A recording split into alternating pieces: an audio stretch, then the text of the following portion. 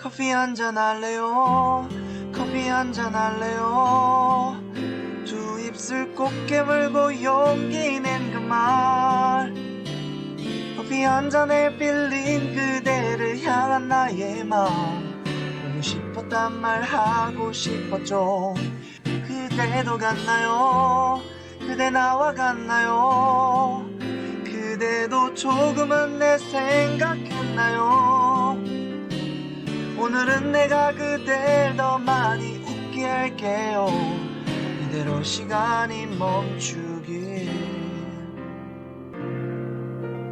역사 한잔 할래요?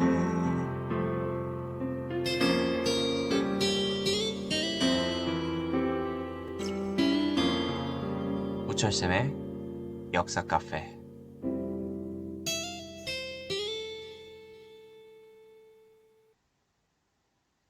때는 5대 10국 중 후주 시대. 10국 중 북한이 요와 연합을 하여 후주를 공격합니다. 이때 절도사였던 조광윤이 이 연합군의 공격을 막기 위해 군대를 이끌고 가던 중 960년에 진교역이라는 지역에서 조광윤은 군대를 돌려 후주를 공격합니다. 이 사건을 진교병변이라고 합니다. 진교역할 때 진교, 군대를 돌리다, 병, 공격한 사건, 변. 이 공격으로 후주는 멸망합니다. 이로써 960년 조광윤은 송을 건국하고 황제로 즉위합니다. 송태조가 되죠. 황제가 된 송태조는 황제 독재 체제를 확립합니다. 황제가 모든 권한을 갖도록 했다라는 겁니다. 먼저 재상, 황제 밑에 가장 높은 관리인 재상의 권한을 분배했고요. 황제가 주관하는 과거 제도를 시행합니다. 이를 전시라고 합니다. 이 전시를 통해서 부정부패가 없게 시험을 치렀고, 또한 이 시험에서 합격한 사람들은 황제가 뽑아줬기 때문에 황제에게 충성을 맹세하게 됩니다. 다음으로 군대들을 황제 직속으로 포함시켰고 모병제를 시행합니다. 또한 금군을 강화합니다. 여기서 금군이란 황제 및 중앙, 수도를 수비하는 군대를 이야기합니다. 하지만 송태조는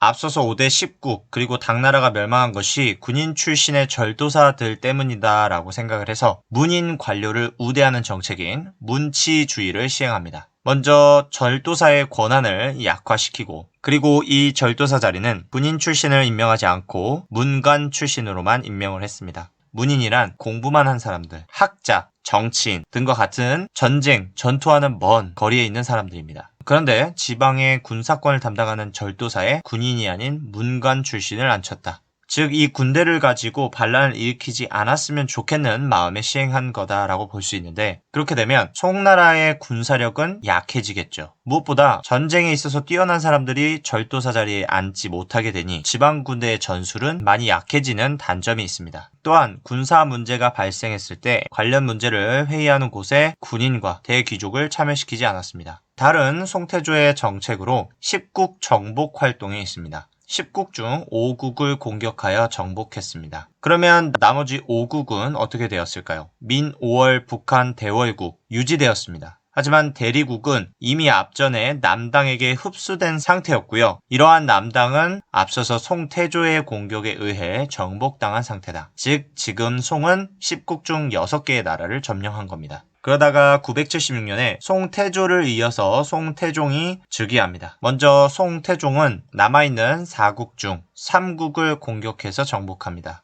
민 5월 북한이 점령당하죠. 그리고 남쪽 끝에 있는 대월국, 지금의 북베트남은 그대로 유지시키고 대월국을 제외한 나머지 중국 영토들을 모조리 통합합니다. 이에 따라 979년에 송나라는 중국을 다시 통일하게 되죠. 그 다음 정책으로 송태종은 연운 16주를 회복하려고 했습니다. 연운 16주를 회복하기 위해 요를 공격했지만 이는 실패로 돌아갔고, 혹시나 요가 복수를 위해서 송을 공격할 것을 대비해 방어 중심의 작전으로 전환을 합니다. 그리고 시간이 흘러 998년 송태종 다음으로 송진종이 즉위합니다. 이때 요나라의 왕 성종은 20만 명을 이끌고 송을 공격합니다. 송은 이러한 요 세력에 밀려서 송 수도 카이펑 근처까지 밀려나게 됩니다. 하지만 이곳에서 송나라와 요의 전쟁은 점점점 길어지게 되었고 양측은 손해가 커지게 됩니다. 전쟁이 길어짐에 따라 손해가 더 많아지자 결국 두 나라는 1004년에 전쟁을 끝내도록 합의합니다. 그것이 1004년에 맺어진 전연의 맹입니다. 전연 지역에서 약속, 맹세를 했다라고 해서 전연의 맹이라고 하죠.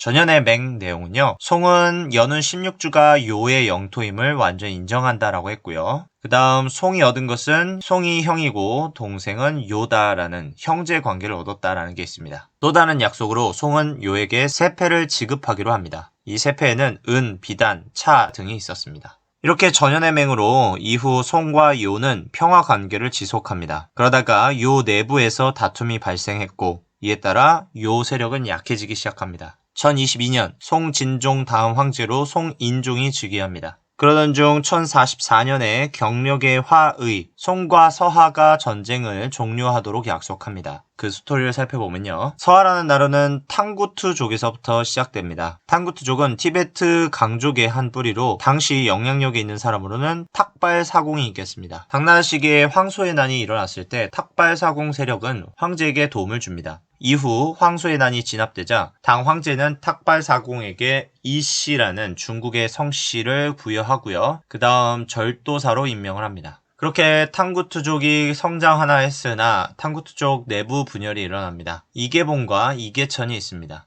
이 둘의 분열 세력은 주변 국가와 각각 연합을 합니다. 이계봉은 송나라, 이계천은 요나라. 이 때문에 송진종과 요 성종이 싸울 때 이계천 세력이 요에 합류하여 성과 전투를 합니다. 이후 이계천 세력은 영주 지역을 장악하게 되는데 영주란 지금의 장안 주변입니다. 그 다음 부족을 통합하고자 합니다. 이후 이계천의 손자 이원호가 대하를 건국합니다. 때는 1038년입니다. 이렇게 이원호가 자신을 스스로 황제라고 부르자 송나라에서 분노를 합니다. 한개 하늘에서 황제는 2명이 있을 수 없다라면서 대하가 아닌 서쪽에 있는 하나라 서하라는 이름으로 바꿉니다. 송나라에서 이렇게 반응을 하자 서하는 송과 국교를 단절할 것을 선언하고 또한 중국을 공격해 나갑니다. 이 전쟁은 7년 동안 이어진 장기간 전쟁으로 너무 오랫동안 싸운 끝에 양쪽 다 분위기는 좋지 않았고 이 때문에 1044년 송과 서하가 전쟁을 끝내도록 합의를 합니다. 이 사건을 경력의 화의라고 하죠.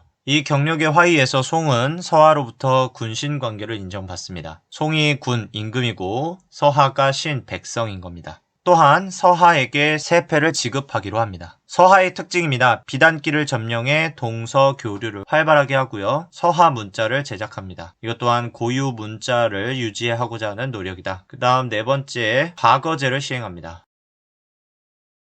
주변 민족과 평화로운 관계를 유지하기 위해 세패를 지급하는 것이 송나라의 방법이었습니다. 이렇게 외부 침입이 있을 때마다 세패를 주기로 약속한 송나라는 점점 가난해지기 시작했고 이러한 심각한 재정 문제가 발생하자 이에 대한 해결책이 필요해집니다. 이것을 해결하기 위해 왕안석이라는 신하가 등장합니다. 새로운 법, 신법을 시행하여 개혁을 합시다. 그리고 그 개혁의 목표는 백성의 안전, 민생 안전과 나라를 부유하게 만들어 병사들을 강하게 하는 그런 개혁이 되겠습니다. 왕안석의 신법의 특이한 특징은요. 농민을 대상으로 한 청묘법, 상인을 대상으로 하는 시역법, 이 두 부류에게 낮은 이자로 돈을 빌려주라고 합니다. 또한 균수법, 정부가 물자의 공급을 통제하여 물가를 안정시켜야 된다. 그 다음 보가법, 향병을 만들어 향병이란 농민이 곧 병사가 되는 일, 그것을 맡겨서 지방의 치안을 유지하도록 할 것. 이렇게 신법의 내용들이 시행되었습니다. 하지만 이런 신법도 반대하는 사람들이 있었고 이런 세력을 뭐라고 하냐? 구법파, 보수파라고 합니다.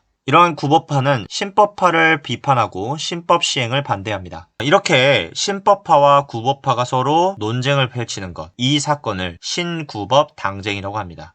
이 당쟁의 최종 결과 송신종이 신법파를 선택을 하죠. 그래서 신법이 잘 활용되나 싶었는데 1085년 송철종이 어린 나이에 즉위를 하게 됩니다. 그러다 보니 어머니가 대신 정치를 하는데 이때 어머니가 구법파 계열의 사람이었습니다. 따라서 신법파가 아닌 구법파를 등용하게 됩니다. 구법파는 신법을 바로 폐지시켜버립니다. 하지만 신법은 상대적으로 못 사는 사람들을 중심으로 이루어졌기 때문에 이러한 법을 폐지한다. 이는 못 사는 사람들을 또 내팽개친다라는 말이 되고 이로써 사회 혼란이 심해집니다. 이후 송철종은 어른이 된 다음 신법파를 다시 등용하지만 신법파는 마땅히 사회 혼란을 해결할 방법이 없어서 그대로 시간만 흐르게 됩니다. 이후 1100년에 송휘종이 즉위를 하는데요. 송휘종 또한 신법파를 등용합니다. 그러나 부정부패가 발생하면서 백성들의 삶이 어려워지기 시작했고 민중들이 불만을 가지게 됩니다. 이러한 불만은 결국 반란을 발생시키고 그러한 대표적인 반란으로는 박납의 난과 송강의 난이 있습니다.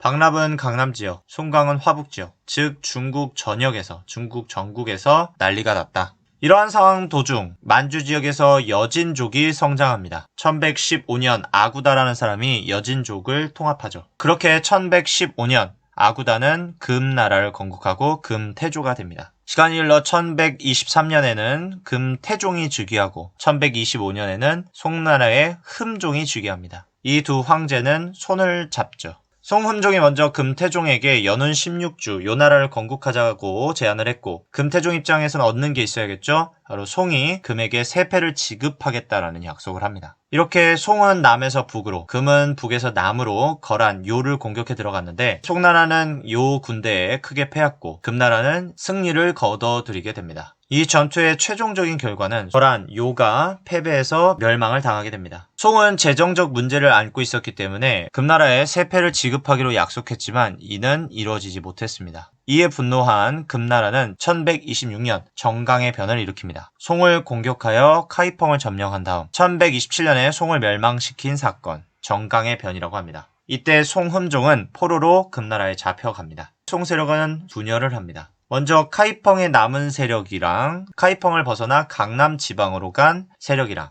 먼저 카이펑의 남은 세력으로는 금나라가 이 지역을 점령한 다음 당시 남아있는 중국인들을 활용해서 화북 지역을 통치하기로 합니다. 이를 위해 1127년 친금 국가 초를 건국하고 이 자리에 송 관리였던 장방창을 앉힙니다. 반면에 강남 지역으로 이동한 강황 세력은 1127년에 새로운 송을 건국합니다. 북쪽에서 활동했던 송을 북송이라고 하고 카이펑을 빼앗기고 송나라가 멸망하였고 이때 남은 세력을 이끌고 난징으로 넘어와 새롭게 만든 송을 남송이라고 한다. 남송을 건국한 강왕은 이후 황제에 즉위하여 송고종 또는 남송고종이 됩니다.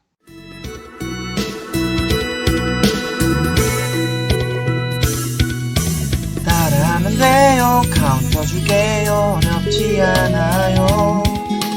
단순하긴 해도 힘이 될 거예요. 행복의 주문 하나 둘 셋 넷. 행복해져라 행복해져라 행복해져라 행복해져라 행복해져라 행복해져라 행복해져라 행복해져라.